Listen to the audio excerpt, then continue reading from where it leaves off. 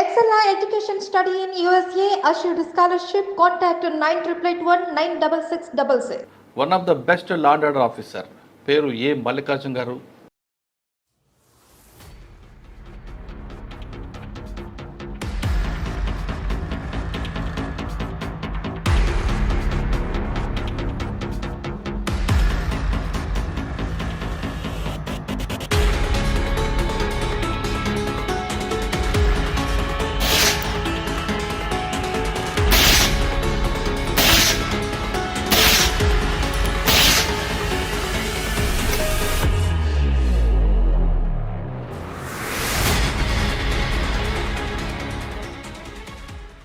Department వచ్చిన తర్వాత ఆయన చాలా ప్లేస్లో పనిచేశారు. కానీ చీరాల సీఏగా పనిచేస్తున్నప్పుడు ఒక పెద్ద ఇష్యూ జరుగుతుంది.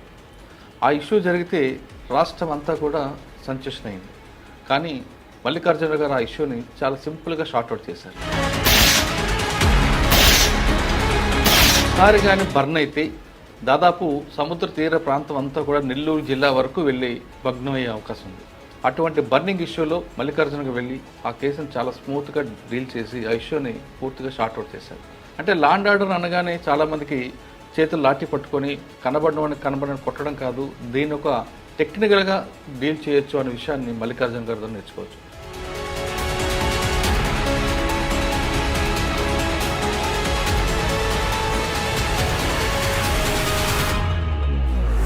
నేను నర్సారావుపేటలో పనిచేసే టైంలో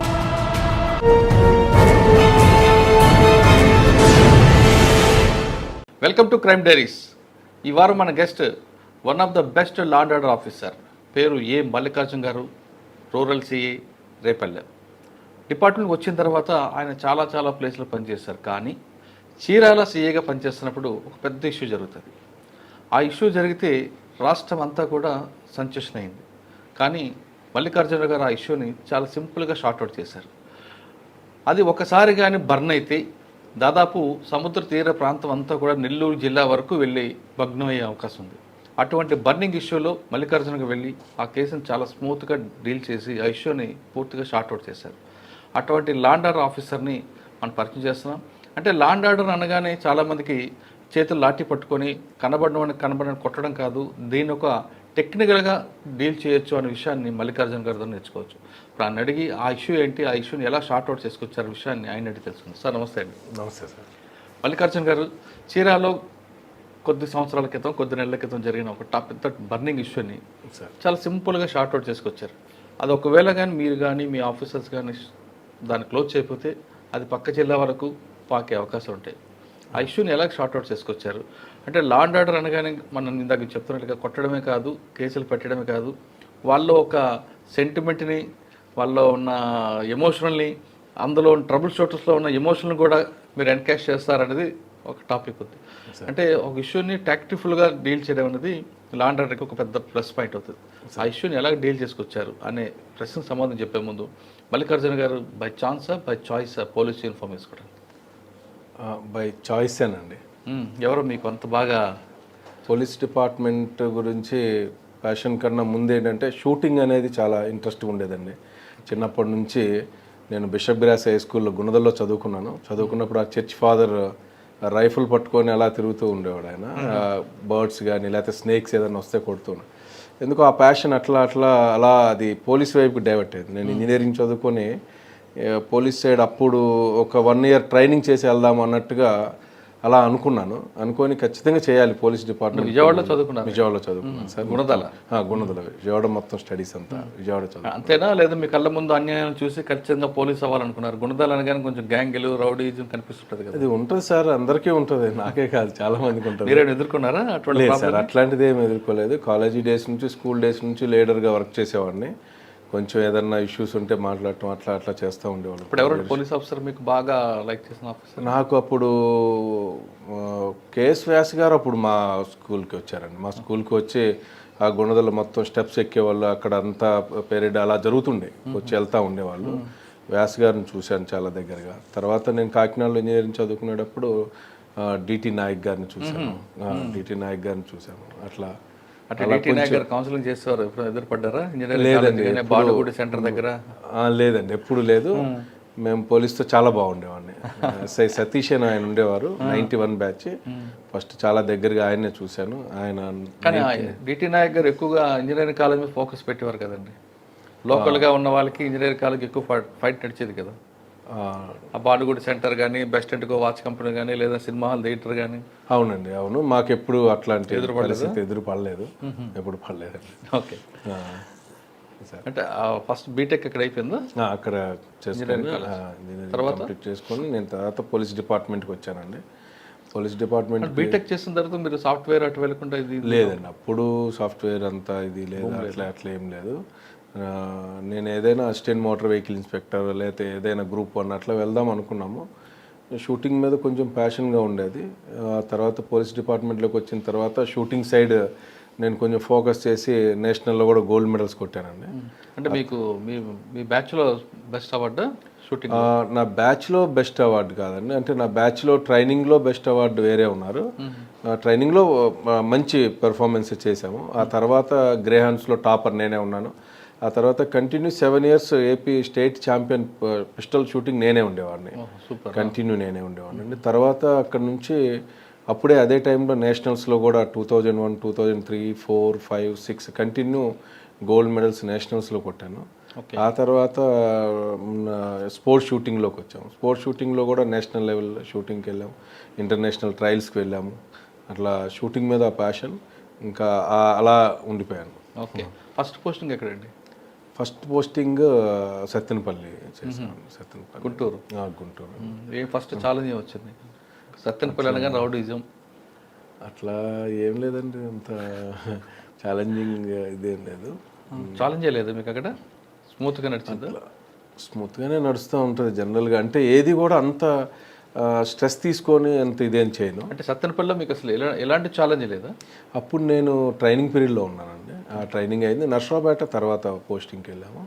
నర్సరావుపేట పోస్టింగ్కి వెళ్ళినప్పుడు మాత్రం కొంచెం అంత ఈ రూరల్ ఏరియాలో కొంచెం అంత గొడవలు అట్లా ఉండేవి. ఇమ్మీడియట్గా అప్పుడు ఏంటంటే నర్సరావుపేట టౌన్లో పోలీస్ స్టేషన్ ఉండేది. మేము అక్కడ నుంచి వెళ్ళాలి అంటే 15 మినిట్స్, మా లిమిట్స్లోకి వెళ్ళడానికి మినిమం 15 మినిట్స్ పట్టేది.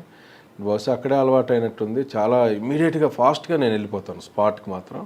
అదొకటి నాకు అడ్వాంటేజ్ బాగుంటుంది ఎప్పుడు, ఎనీ టైమ్. నర్సరావుపేటలో మీకు బాగా గుర్తుండిపోయిన ఒక కేసు చెప్పండి. నర్సరావుపేటలో ఒక ప్రాపర్టీ కేసు ఒకటి జరిగిందండి. ఇన్సిడెంట్ చిన్నదే, అది పోయింది చాలా తక్కువ అమౌంట్ పోయింది, చాలా తక్కువ అమౌంటే పోయింది.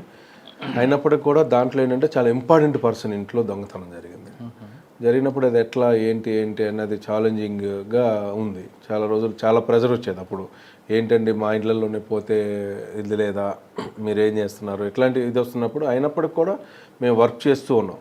దాంట్లో ఒక మంచి లీడ్ దొరికింది మాకు, జైలు రిలీజ్డ్ పర్సన్స్.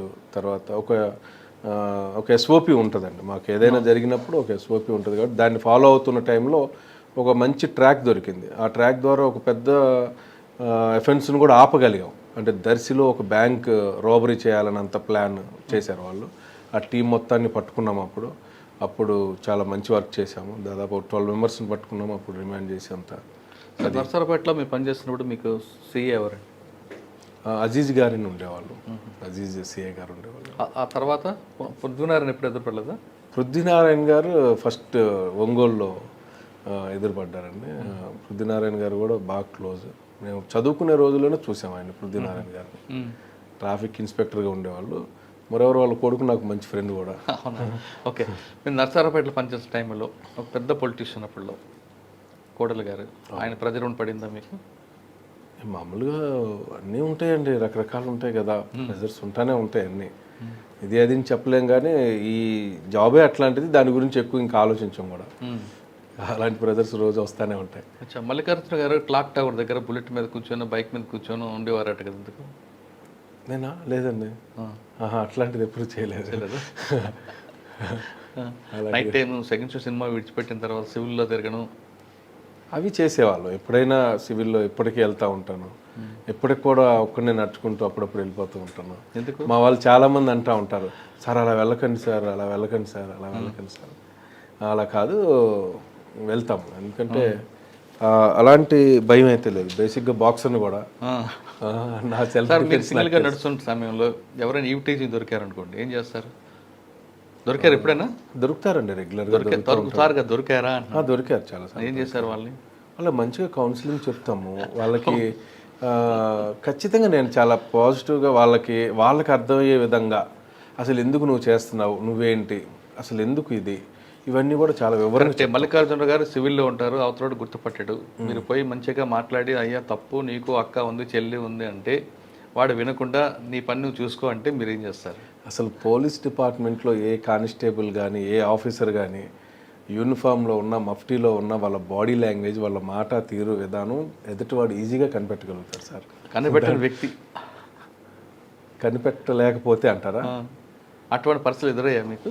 లేదు సార్, ఎప్పుడు ఎదురవ్వలేదు, అలాంటి పరిస్థితి ఎదురవ్వలేదు. మిమ్మల్ని చూడగానే పోలీస్ అనుకున్నారా? అనుకుంటారు, పోలీసు అనుకుంటారు, అనుకోకపోయినా ఏదో విధంగా మన ఐడెంటిటీ మనం చెప్పేస్తాం ఇమీడియట్గా, ఎందుకంటే ఇంకా పెద్దగా అవ్వకూడదు గొడవ అన్న. ఓకే సార్, మీరు నైట్ టైం తిరుగుతున్నప్పుడు అటువంటి అప్పటి దొరికితే ఏం చేశారు ఈవిటీజింగ్లో? ఖచ్చితంగా వాళ్ళకి ఒక మంచి కౌన్సిలింగ్ ఇచ్చి చక్కగా వాళ్ళకి ఒక ఏంటి ఎలా ఉండాలి అసలు ఏంటి వాళ్ళందరికీ నేర్పించడానికి మ్యాక్సిమం ట్రై చేస్తాం సార్. తర్వాత వాళ్ళని ఏంటంటే రెగ్యులర్గా వాచ్ పెడతాము. ఎవరైతే ఉన్నారో ఈ విధంగా చేసే వాళ్ళందరినీ ఒక రెగ్యులర్గా వాచ్ పెట్టి వాళ్ళని కంటిన్యూ పోలీస్ స్టేషన్కి రమ్మంటాం, లేకపోతే మన వాళ్ళని ఎవరినన్నా వాళ్ళ మీద సర్వేలెన్స్ పెట్టి గమనించండి అని చెప్పడం, అట్లాంటివి చేస్తూ ఉంటాం. మనం నర్సరావుపేట ఎంతకాలం పనిచేస్తారండి? 1 year చేశాం సార్. తర్వాత నర్సరావుపేట తర్వాత అమరావతి చేశాను సార్. అమరావతి అక్కడే ఉందండి. అక్కడ కూడా కొంచెం ఒక మల్టిపుల్ వర్క్స్ ఉంటాయి సార్. అక్కడ ప్రోటోకాల్స్ ఉంటాయి, తర్వాత టెంపుల్ ఇవి అన్ని లా అండ్ ఆర్డర్ వర్క్స్ ఉంటాయి, పొలిటికల్ ప్రెజర్స్ ఉంటాయి. అక్కడ గుర్తుందా శాండ్ సార్? మంచి కేసు అని గుర్తుందా? అక్కడ కూడా ఉన్నాయి సార్. ప్రతి చోట ఎక్కడ చేసినా కూడా మనకంటూ ఖచ్చితంగా ఈ వర్క్ మంచిగా చేశాము అనే ఫీలింగ్ అయితే ప్రతి పోలీస్ స్టేషన్లోనే ఉంది. ఎందుకంటే నాకు ఉన్న ఒక ఇదేంటంటే ఎంపతిగా ఆలోచిస్తాను. అరే మనకి జరిగితే ఏంటి, చిన్న ఇష్యూ అయినా కూడా మనకి జరుగుంటే ఎట్లా అనే ఒక భావంతో ఆలోచిస్తాం. కాబట్టి ఖచ్చితంగా నా దృష్టికి వచ్చిన ప్రతి ఒక్కటి కూడా చక్కగా చేసి పెట్టాం. ఫ్యామిలీ కౌన్సిలింగ్లు కానీ, లేకపోతే ఈ ప్రాపర్టీ అఫెన్స్లు కానీ, ఇలాంటి law and order problems anything బాగానే వర్క్ చేస్తాం సార్. ఓకే, అమరావతి తర్వాత బట్టిప్రోలు చేశాను సార్.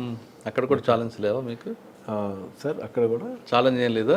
స్మూత్గా నడిచింది? ఎప్పుడు ఉంటుంది సార్. అప్పుడు ఎలక్షన్ అంటే ఏ మెమరబుల్ ఏముంది, మీ మార్క్ ఏముంది అక్కడ? ప్రజలు చెప్పాలి సార్. అది మా మార్క్ అంటే మీకు ఒక అచీవ్మెంట్ ఉంటుంది కదా పలానా దగ్గర.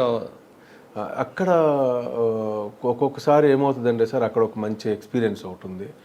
అది చాలా బాధాకరమైన ఎక్స్పీరియన్స్ అనుకోవాలి. ఏంటంటే అది జనరల్గా దొంగతనం కానీ ఏదైనా జరిగితే కొన్ని ఇష్యూస్ ఏమవుతాయి అంటే కంప్లైంట్ ఇచ్చేవాళ్ళు ఒక్కొక్కసారి ఫాల్స్ కంప్లైంట్స్ ఇస్తారు. ఫాల్స్ కంప్లైంట్స్ ఇచ్చినప్పుడు మనం దాన్ని ఎంతవరకు అన్నది ఒక్కొక్కసారి జడ్జ్ చేయలేని పరిస్థితి వస్తుంది. రకరకాలైనటువంటి మనకు ఉన్నటువంటి మల్టిపుల్ వర్క్స్లో ఒక్కొక్కసారి జడ్జ్ చేయలేం. అలా జడ్జ్ చేయలేని టైంలో జరిగినటువంటి ఒక చిన్న సంఘటన నన్ను ఎప్పటికీ బాధిస్తూ ఉంటుంది. అదేంటంటే ఒక 14 years బాయ్ మీద ఒక అమ్మాయి ఎలిగేషన్ పెడుతుంది, మా ఇంట్లో నగలు వీడు దొంగతనం చేసి తీసుకెళ్ళిపోయాడని. అనగానే ఇమీడియట్గా కేసు రిజిస్టర్ చేశాము. సస్పెక్ట్ నా అబ్బాయిని చెప్తుంది. అక్కడ కోయిన్సిడెంట్స్ అన్నీ కూడా కలుస్తూ ఉన్నాయి. తీసుకొచ్చి జనరల్గా పోలీస్ మామూలుగా మనం మాట్లాడతాం, అలాగే మాట్లాడుతున్నాం. ఆ పిల్లోడు ఒక మాట అన్నాడు, సార్ చిన్నపిల్లోని నేను దొంగతనం చేశాను మీరు ఎలా అనుకుంటారు అది ఇదని అంటా ఉన్నాడు. ఆ పోలీస్ స్టేషన్ తీసుకొని మాట్లాడుతున్న టైంలో వాళ్ళ మదర్ కూడా చాలా ఫీల్ అయింది.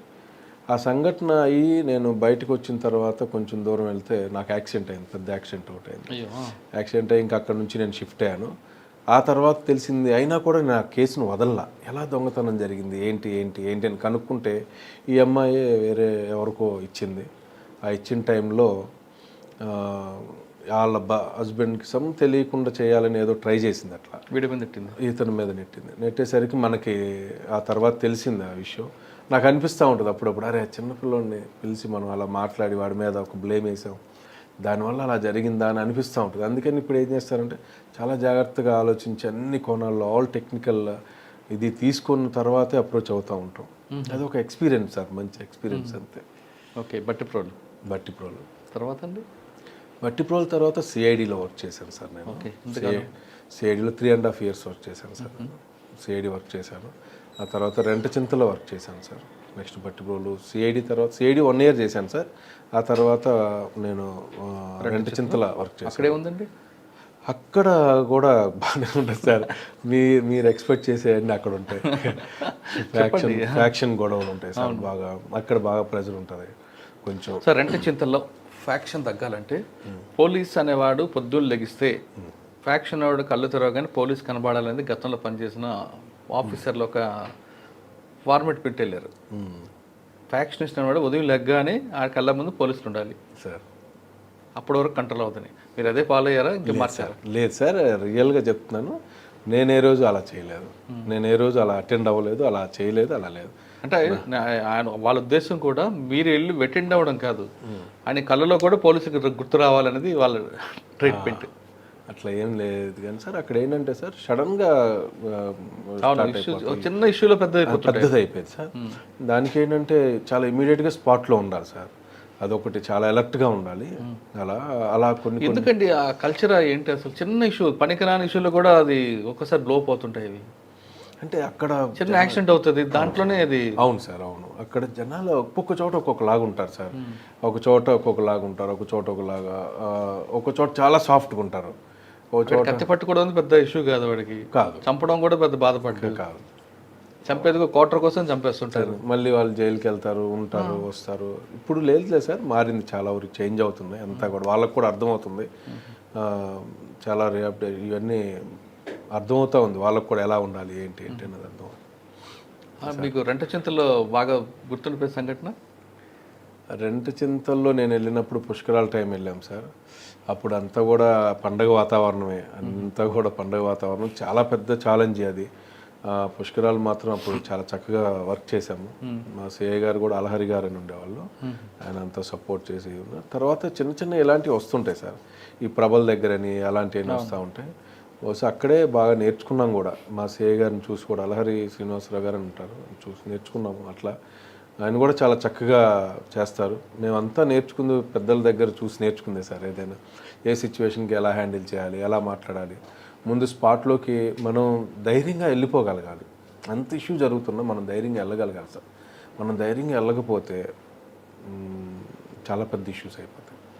పోలీస్ అనేది ముందు కనపడాలి, అక్కడ కనపడాలి సార్. కనబడితే అది కూడా ఆఫీసర్ కనపడాలి సార్, ఆఫీసర్ కనపడాలి. ఈవెన్ కొట్లాట కేసు వచ్చిన 324 కేసు లాంటిది వచ్చింది అంటే ఇమ్మీడియట్గా ఎస్ఐ ర్యాంక్ ఆఫీసర్ అక్కడికి వెళ్ళిపోవాలి సార్. అప్పుడే ఆ ఏరియాలో భయం కానీ, ఆ ఏరియాలో పోలీస్ అక్కడ అక్కడ ఇదే. ఇప్పుడు ప్రతి ఒక్కరికి అర్థమైపోతుంది సార్, కానిస్టేబుల్ ఎవరు, ఎస్ఐ ఎవరు, ఏ ఆఫీసర్ ఏంటనే అందరికీ తెలిసిపోతుంది. ఎస్ఐ ర్యాంక్ ఆఫీసర్ అక్కడికి వెళ్తేనే అప్పుడే వాళ్ళకి, ప్రజలకు ఒక నమ్మకం, ఎస్ఐ గారు వచ్చారు, ఓకే మనకి ఏదో ఒకటి జరుగుతుంది, ఏదో ఒకటి. రెంటచింతల తర్వాత ఎక్కడికి వచ్చారు? రెంటచింతల తర్వాత మళ్ళీ సిఐడికి వచ్చాను సార్. సిఐడిలో చేశాను. తర్వాత సిఐడి నుంచి నగరంపాలెం వచ్చాను సార్. నగరంపాలెం గుంటూరు టౌన్. అది చాలా బాగా కొంచెం అది ఒక డిఫరెంట్గా ఉంటుంది సార్. ఈ గాంజా ప్లస్ ఇలాంటివన్నీ కూడా బాగా కన్జ్యూమ్ చేసే పీపుల్ ఎక్కువ ఉంటారు. స్లమ్ టైప్ ఉంటారు, అన్ఎడ్యుకేటెడ్ ఉంటారు. మనం ఎంత చెప్పినా కూడా అర్థం చేసుకోరు. అలాంటి అందరికీ కూడా నేనేంటంటే ఏ పోలీస్ స్టేషన్కి వెళ్ళినా, ఎక్కడికి వెళ్ళినా అట్లీస్ట్ అక్కడ ఉన్న పబ్లిక్ని పేరు పెట్టి పిలవగలిగే అంత ఇది తెచ్చుకుంటాను సార్. వెళ్ళటం ప్రతి ఒక్కరిని కూడా ఏంటి వెంకటేష్, ఏంటి రమేష్ అని ఇలా పిలుస్తూ ఉంటాం. దాంతో వాళ్ళకు కూడా ఏంటంటే అరే మన ఐడెంటిటీ కూడా ఇంకేదైనా ఒక భయం కూడా ఉంటుంటుంది. జనరల్గా భయం కానీ భక్తి కానీ అలా ఉంటుంది సార్. భయం కానీ భక్తి కానీ, భయంతో కూడిన భక్తి కూడా ఉంటుంది సార్. ఓకే. నగరంపాలెం తర్వాత? నగరంపాలెం తర్వాత తుళ్ళూరు ట్రాఫిక్ చేశాను సార్. ట్రాఫిక్ చేశాను. ఆ తర్వాత చీరాల. తుళ్ళూరు ట్రాఫిక్ ఎప్పుడు వచ్చింది? 2016 సార్. తుళ్ళూరులో ఉన్నారు అక్కడే సార్, రెంటచింతల్లో ఉన్నప్పుడు వచ్చింది సార్. ఓకే. రెంటచింతల తర్వాత నగరంపాలెం తర్వాత తుళ్ళూరు సార్. తర్వాత చీరాల సార్. చీరాల వచ్చారు సార్. చీరాల ఏంటంటే ఇష్యూ అది? చీరాల అంతా బ్లో అయిపోయిందండి అది. చీరాల ఏంటంటే సార్ ఎలా ఉంటుందంటే అక్కడ కట్టుబాట్లు, అక్కడ ఆచార సాంప్రదాయాలు చాలా డిఫరెంట్గా ఉంటాయి. వన్ మెన్ ఒకతను ఒక మాట చెప్పాడు అంటే, ఆ గ్రామంలో ఉన్న పెద్ద ఒక మాట చెప్పాడు అంటే దాన్ని ఫాలో అయిపోతారు. ఆ గ్రామ పెద్దగానే వీళ్ళని కొట్టండి అంటే కొట్టేస్తారు, వీళ్ళని చంపండి అంటే చంపేస్తారు. అంత మొరటగా ఉండేది. అందరని కాదు, ఒక మెజారిటీ ఆఫ్ పీపుల్ అలాగే ఉంటారు. ఆల్మోస్ట్ 85%, 90% అలాగే ఉంటారు. అంత వాళ్ళకి ఏంటి పోలీస్ అన్న చట్టం అన్న ఇవన్న అంతగా తెలియదు వాళ్ళకి, అలా ఉంటూ ఉన్నారు. మేము వెళ్ళేసరికి అంతకుముందే ఒక ఊరు మీదకి ఒక 2000 మంది వచ్చి కొట్టేసి వాళ్ళందరూ కాళ్ళు చేతులు ఎరగొట్టి అలా చేసి వెళ్ళిపోయి ఉన్నా. కూడా ధ్వంసం చేశారట కదా సార్, వారి ఇల్లు అన్ని ధ్వంసం చేసి వెళ్ళారు. ధ్వంసం చేసి పగలు కొట్టేసి గందరగోళం చేసి, అంటే నేను అక్కడికి పోస్టింగ్కి వెళ్ళకముందే, ఓకే, నేను వెళ్ళేసరికే చాలామంది, కొంతమంది అయితే మా ఫ్రెండ్స్ కానీ బ్యాచ్మెంట్స్ కానీ, అరే చీరాలు ఎందుకు సెలెక్ట్ చేసుకున్నావు నువ్వు, చీరాలు ఎందుకు వెళ్ళావు, ఎక్కడో చోటు చేయాలి కదా, తప్పదు కదా వెళ్దాము అని వెళ్ళావు. అప్పుడు ఆఫీసర్స్ కూడా చాలా సపోర్ట్ చేశారు. వెళ్ళేటప్పుడే చెప్పారు నాకు, చీరాలు చాలా కాంప్లికేటెడ్గా ఉంటుంది, ఎస్పెషల్లీ నువ్వు వెళ్ళే ఏరియా ఇంకా కాంప్లికేటెడ్గా ఉంటుంది, చాలా జాగ్రత్తగా హ్యాండిల్ చేయాలి, చాలా సెన్సిటివ్ ప్లేస్ అది అని చెప్పారు. అలాగే నేను వెళ్ళిన దగ్గర నుంచి కూడా ఏంటంటే ఆ గ్రామాల మీద ఎక్కువ కాన్సన్ట్రేట్ చేశాను. ఆ గ్రామాల మీద కాన్సన్ట్రేట్ చేస్తూ అక్కడ ఉన్న ప్రజలతో వాళ్ళు మాట్లాడే భాష కూడా అర్థం చేసుకోవడానికి ట్రై చేసేవాళ్ళు. వాళ్ళది ఏంటంటే లైక్ తమిళ్ అండ్ సింగళం అలా మిక్స్ అయి ఉంటుందండి.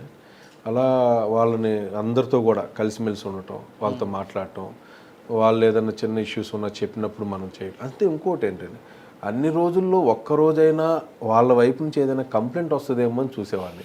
ఒక్క కంప్లైంట్ కూడా రాలేదు. ఓకే, ఒక్క కంప్లైంట్ రాలేదు నేను ఉన్నప్పుడు, ఒక్కటి రాలేదు.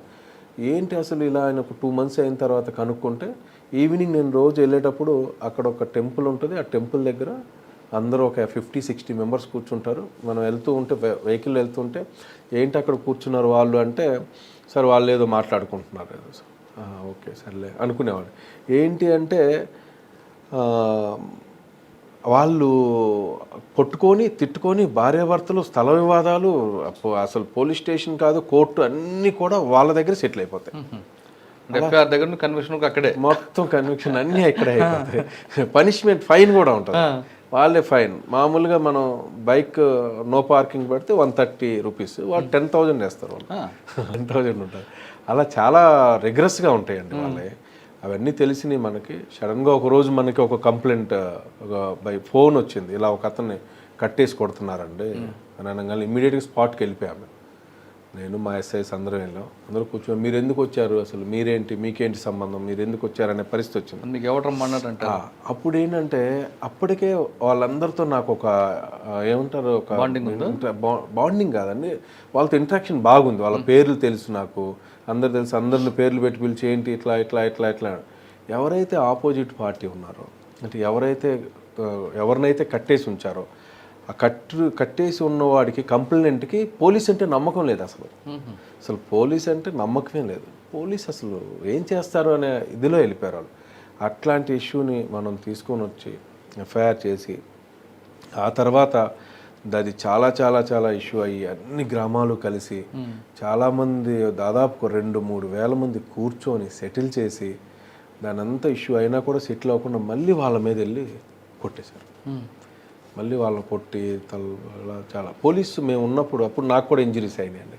కానీ ఒకటే నిర్ణయించుకున్నాం ఆ రోజు, వాళ్ళకి గ్రామం వదిలేసి వెళ్ళిపోయారు. 170 ఫ్యామిలీస్ గ్రామం వదిలి వెళ్ళిపోయారు ఒక గ్రూప్కి భయపడి.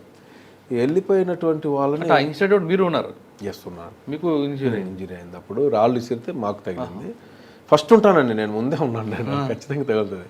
అయినా కూడా మేమేం వెనక్కి తగ్గింది కానీ, భయపడింది కానీ, వాళ్ళని ఎవరినో కొడుతున్నా ఇంకోటి చేయబోతున్నా వెనకాడలేదు మేము. మాకున్న చాలా తక్కువ ఫోర్స్ అయినా ఇమ్మీడియట్ ఎస్పీ గారు వెంటనే ఫోర్స్ పంపించారు, అందరినీ కంట్రోల్ చేశాము. ఆ ఇష్యూ పెద్దదవకుండా చాలా పెద్దది అయిపోయేది. వాళ్ళు చాలా పెద్ద ప్లాన్లో ఉన్నారు, దాన్ని కంట్రోల్ చేశాము. ఆ తర్వాత ఇంకా మీకు ప్లాన్ ఆఫ్ యాక్షన్ వచ్చింది అంటే ఆ ఇష్యూ అక్కడికి మీరు స్టార్ట్ అయిందండి. స్టార్ట్ అయింది. దాన్ని మరి కంట్రోల్ చేయడానికి మీ యాక్షన్ ఉంటుంది కదా. కంట్రోల్ చేయడానికి మా యాక్షన్ అంటే మెయిన్ మనకి డిస్ట్రిక్ట్ హెడ్ క్వార్టర్స్ నుంచి మంచి ఫోర్స్ చెప్పడం, దాని ద్వారా చేయడం కాకుండా మీ బ్రెయిన్ వాడారట కదా. కాదులేండి, ప్రాక్టీస్ అనేది ఇంపార్టెంట్. అవునవును, చాలా. అన్నిటికీ ఒక దగ్గర పనికిరాదు. ఒక్కొక్క టైంలో మనం ఒక్కొక్కరిని ఒకలాగా ట్రీట్ చేయాలి, తప్పదండి. వాళ్ళు చాలా రఫ్గా ఉండే మనుషులు. ముందు ఇమ్మీడియట్గా కేసు రిజిస్టర్ చేసి టోటల్ ఆల్మోస్ట్ 162 మెంబర్స్ని అరెస్ట్ పెట్టాం మేము అప్పుడు. అంతమందిని అరెస్ట్ పెట్టాము. దాంట్లో ఎక్కడా వెనకాలేదు. చాలా మనల్ని ప్రెజర్ వచ్చినా ఎవరు వచ్చినా మాకు ఏది అందరి మీద 307 అండి. 307 కేసెస్, 5 కేసెస్ రిజిస్టర్ అయినాయండి అప్పుడు. అట్లా అందరు రిమైండ్. అందరిని రిమైండ్ చేసాం. ఓకే, దానివల్ల కంట్రోల్ అయిందంటారా? అప్పుడు పట్టుకునేటప్పుడు కూడా మెయిన్ టీం ఎవరైతే ఉన్నారో 10 to 12 మెంబర్స్ ఎస్కేప్ అయితే కూడా వాళ్ళని చాలా దూరం వెళ్ళి పట్టుకొని వచ్చాం. నేనే పట్టుకుని. ఎవరైతే ఆ గ్రామంలో పెద్ద మనిషి ఉన్నాడో వాడి మీద కేసు పెట్టారు అసలు? పెట్టాం. అసలు వాడే కదా కీ పాయింట్. అవును, పెట్టాం. వాడి మీద ఏం పెట్టారండి? అదే కేసు సెక్షన్ అండి, అదే సెక్షన్ A1 ముద్దాయి అతను. అచ్చా, A1. ఎందుకంటే ఇదంతా కూడా జరగబోయేది నేను ముందే చెప్పేవాడిని వాళ్ళకి. ఓకే, ఇలా మాకు ఇంటెలిజెన్స్ ఎంతో కొంత ఉంటుందండి, ఇన్ఫర్మేషన్ ఇన్పుట్ మనకు ఉంటుంది కాబట్టి మనం చెప్తూ ఉన్నాం. ఇలా జరిగితే మీ పరిస్థితి ఇలా ఉంటుంది, జాగ్రత్త, మీరు జాగ్రత్తగా ఉండాలి, మీరు ఇలా చేయొద్దు, ఇలా ఉండొద్దు అని చెప్తూ ఉండేవాళ్ళం.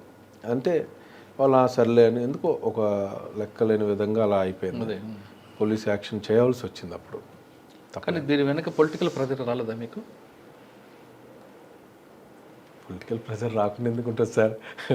కాదు సార్, ఈ రోజుల్లో ఒక్క ముద్ద ఆయన పట్టుకొస్తేనే వస్తుంటాయి జనరల్గా వచ్చేది. అలాంటిది అంతమంది అయితే రాకుండా ఎందుకు ఉంటుంది? నాకే కాదండి, మా ఆఫీసర్స్ అందరికీ ఉంటుంది ఆ ప్రెజర్. అంటే ప్రెజర్ మీద తీసుకోకుండా ఎస్పీ గారు తీసుకున్నారా? అంతే.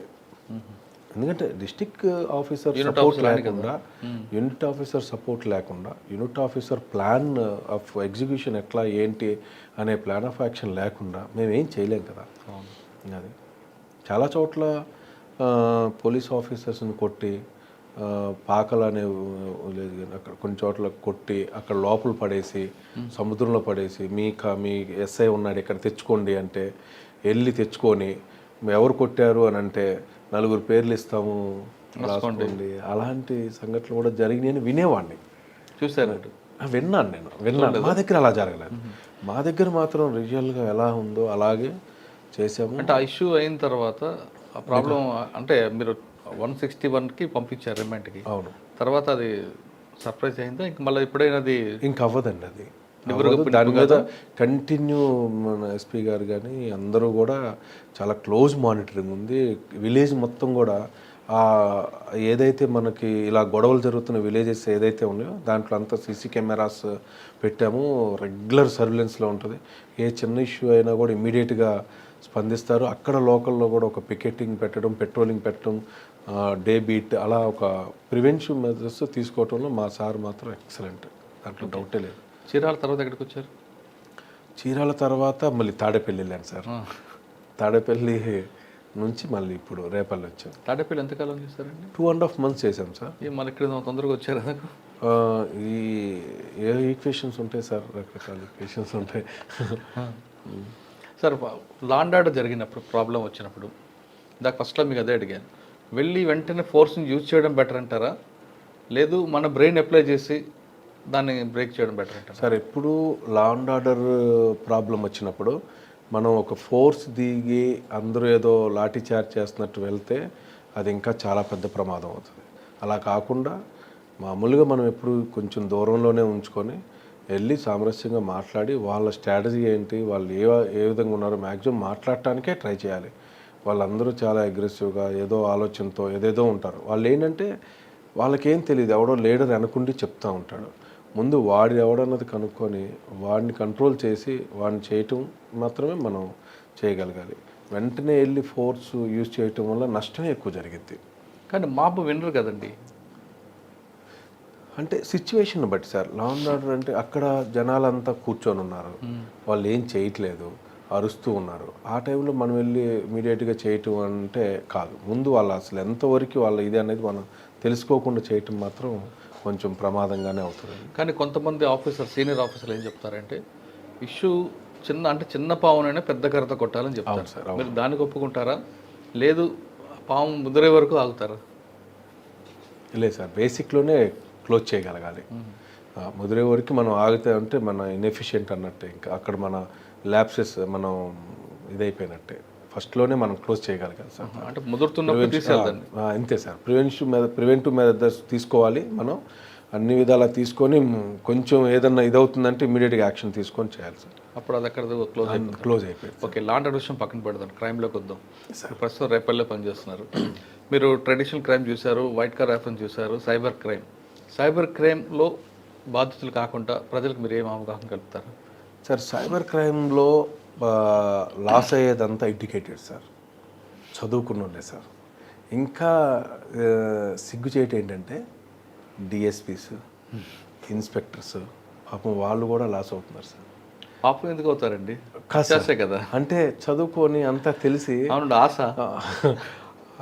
ఆశ కూడా కాదు సార్, అది అమాయకత్వం. ఏదో ఏంటో అనుకుంటారు వాళ్ళు. అమాయకత్వం ఎందుకు అవుతుంది సార్? చదువుకున్నాడు మీరే చెప్తున్నారు కదా. అంటే ఒక చిన్న ఎగ్జాంపుల్ చెప్తాను సార్. ఆయన ఏమంటాడంటే, ఒక ఆయన ఫోన్ చేసి మీ క్రెడిట్ కార్డు వచ్చింది సార్, మీ క్రెడిట్ కార్డుకి మీకు ఎంత ఇస్తున్నాము, క్రెడిట్ కార్డు మీది ఇంటర్నేషనల్ అవ్వాలి, వాళ్ళు ఎట్లా డేటా వస్తుంది అనేది అది డిఫరెంట్, తర్వాత చెప్పుకుందాం సార్. వాడు ఏం చేస్తాడంటే సర్టన్ పీపుల్ని వాళ్ళ యొక్క సోషల్ అండ్ ఎకనామికల్ బ్యాక్గ్రౌండ్, వాళ్ళ చిల్డ్రన్ కానీ వాళ్ళది ఒక బ్యాక్గ్రౌండ్ అంతా తీసుకొని వాడికి ఫోన్ చేస్తాడు. సార్, మీకు ఇంటర్నేషనల్ డెబిట్ కార్డు మీకు యాక్టివేట్ చేయాలని అనుకుంటున్నాము, కాబట్టి మీరు ఓటీపీ పంపండి అంటాడు. ఈయన ఏదో అడావుల్లో ఉండి ఓటీపీ పాస్ చేస్తాడు, వాళ్ళ పాప ఇంటర్నేషనల్ అక్కడెక్కడో చదువుతుంది, పాపకు డబ్బులు పంపించాలి, ఇవన్నీ ఈజీ అయిపోయింది కదా అనుకున్నాను. అలా మొన్న ఒక డిఎస్పీ గారు అలాగే పోయినాయి. అయ్యో, అలా ఉంటాయి సార్, కొన్ని అలా ఉంటాయి. అంటే మీరు ప్రజలకు ఏం చెప్తున్నారు? ఓటీపీలు చెప్పమంటున్నారా? చెప్పొద్దు సార్, ఓటీపీ చెప్పొద్దు అంటారు. అసలు బ్యాంక్ వాడు ఎవడు కూడా డైరెక్ట్గా ఫోన్ చేసి మీ ఓటీపీ చెప్పండి అని అడగడు సార్, ఒకటి సార్. ఇంకోటి ఏంటంటే మొబైల్ ఫోన్ అనేది అసలు చాలా అడ్వాన్స్డ్ సార్. అది దాన్ని తెలియకుండా ఆపరేట్ చేసేవాళ్ళు ఎక్కువైపోయారు ఇప్పుడు. దాన్ని పూర్తిగా తెలుసుకోకుండా ఏదో ఆపరేట్ చేస్తున్నారు. ఏదన్నా లింక్ వస్తే ఆ లింక్ని క్లిక్ చేస్తే కూడా ఒక్కొక్కసారి డబ్బులు వితౌట్ హిస్ కన్సర్న్ వెళ్ళిపోతాయి. ఓకే సార్, ఇప్పుడు ఎస్పీ గారి దగ్గర మీరు నేర్చుకుంది ఏంటండి? నేను చాలా కార్యక్రమాలు పెట్టారు. ఎస్పీ గారి దగ్గర చాలా ఉన్నాయి సార్ నేర్చుకున్నాయి. ఎస్పీ గారు ఒక రకంగా చెప్పాలంటే మాన్యువల్ ఎలా ఉంటే అలా, చట్టం ఎలా చెప్తే అలా చేయాలి మనం, చట్ట విరుద్ధంగా ఏది చేయకూడదు, లా ఏం చెప్తుంది దాని ప్రకారం ఫాలో అవటం. తర్వాత హార్డ్ వర్కింగ్ సార్, చాలా హార్డ్ వర్కింగ్ సార్. నేను చాలామంది ఆఫీసర్స్ని చూసాం సార్, మనకి ప్రతిదీ పిన్ టు పిన్ చూస్తారు సార్. పోలీస్ స్టేషన్ ఇన్స్పెక్షన్కి వస్తారు, ఇన్స్పెక్షన్కి వచ్చినప్పుడు రిసెప్షన్ దగ్గర నుంచి పార్ట్ 1, పార్ట్ 2, పార్ట్ 5 వరకు అన్ని ఆల్ రికార్డ్స్ చూస్తారు. అట్ ది సేమ్ టైమ్ ఆ స్టేషన్లో ఉన్నటువంటి అన్ని యూఐ కేసులు చూస్తారు, నాన్ గ్రేవ్ యూఐ కేసులు మొత్తం చూస్తారు, మిస్సింగ్ కేసులు చూస్తారు, ఎందుకు ఇది ఉంది అంటారు. అలా ప్రతి ఒక్కటి కూడా వర్క్ మాత్రం మా చేత చేయిస్తారు.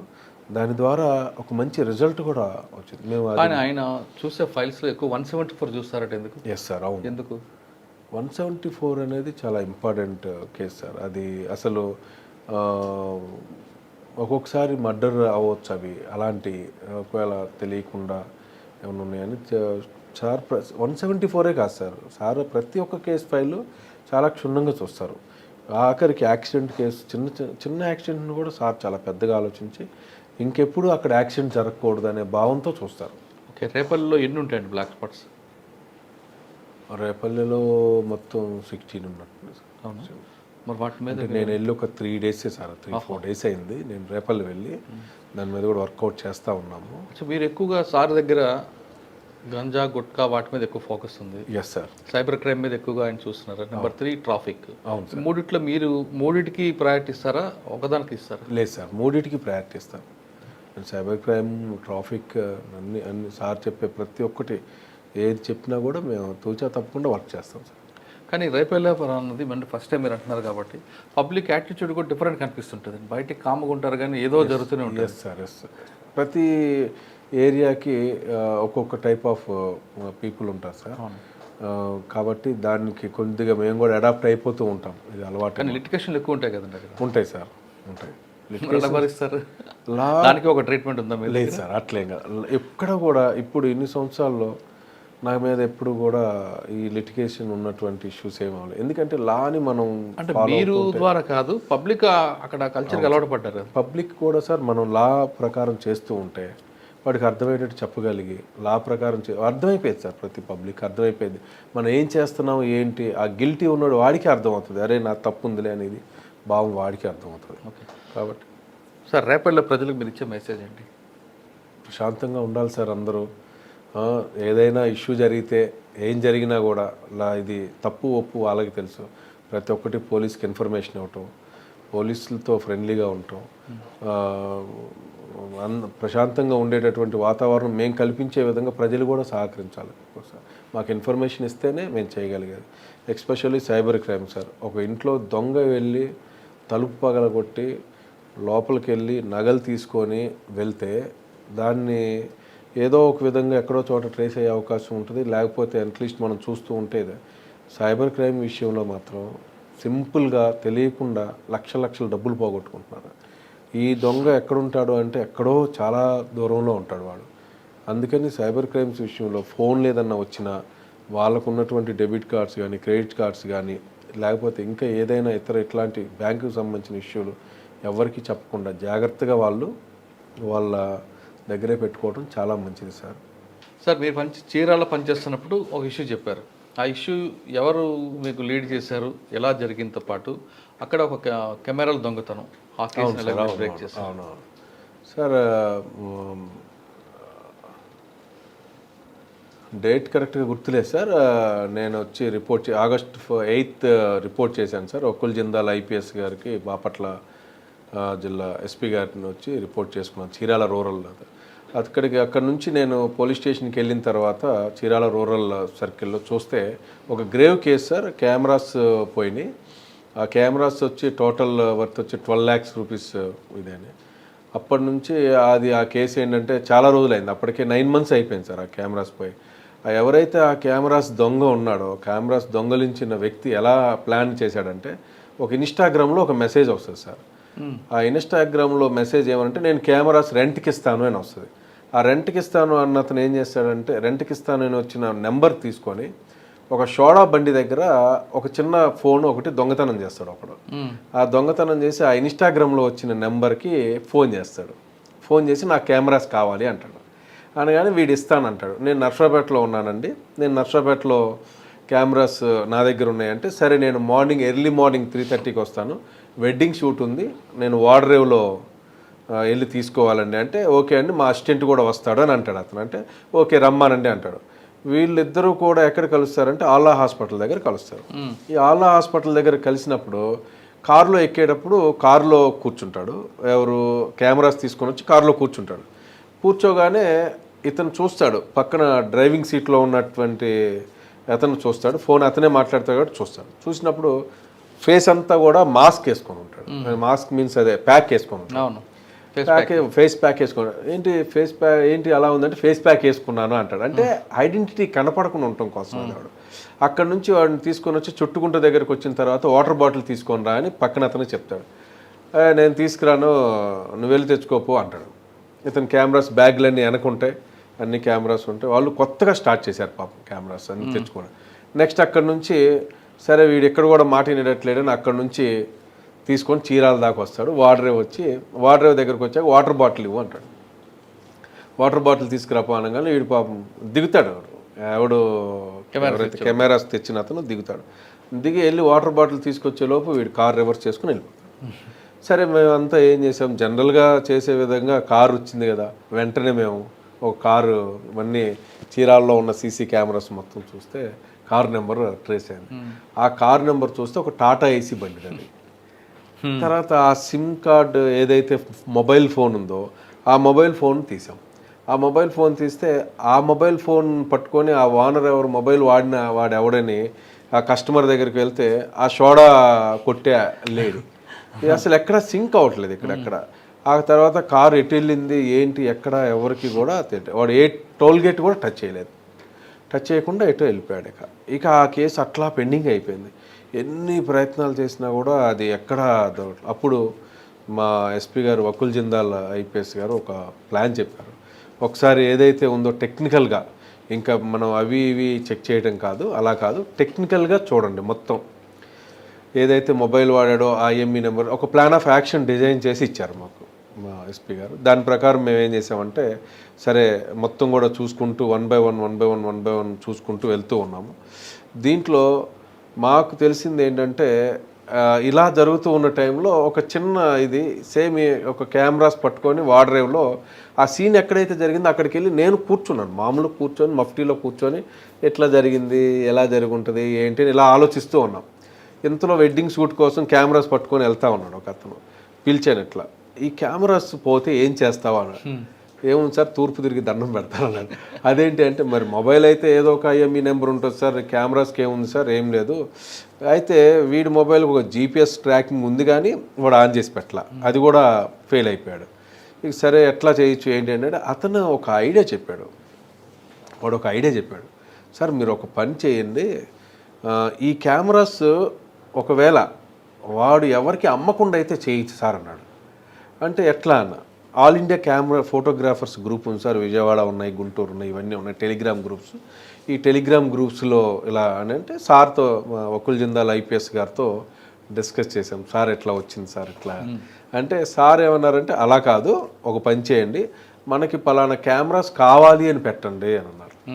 అనగానే మనం కూడా అదే విధంగా మెసేజ్ పెట్టాం ఆ టెలిగ్రామ్ గ్రూప్స్లో, మాకు ఈ విధంగా కెమెరాస్ కావాలి అని. నేను కూడా ఒక కెమెరామ్యాన్ లాగా ఎంటర్ అయిపోయి మేము పెడితే అటువైపు నుంచి ఒక రిప్లై వచ్చింది. ఎలా వచ్చిందంటే, సార్ ఈ కెమెరాస్ ఓఎల్ఎక్స్లో పెట్టారు, సేమ్ మీరు అడిగే కెమెరాస్ ఏవైతే ఉన్నాయో ఒక అమ్ముతానని అన్నాడు, నాకేమన్నా కమిషన్ ఇస్తారా ఆ టైప్లో వాడు ఏదో డిస్కస్ చేస్తే ఆ నెంబర్ పంపించండి నేను అతనితో కాంటాక్ట్ చేస్తామంటే ఆ నెంబర్ పంపించాను. ఆ నెంబర్ ఎవరిదంటే ఆ సోడా బండిది ఎక్కడైతే పోయిందో ఆ సోడా బండి నెంబర్.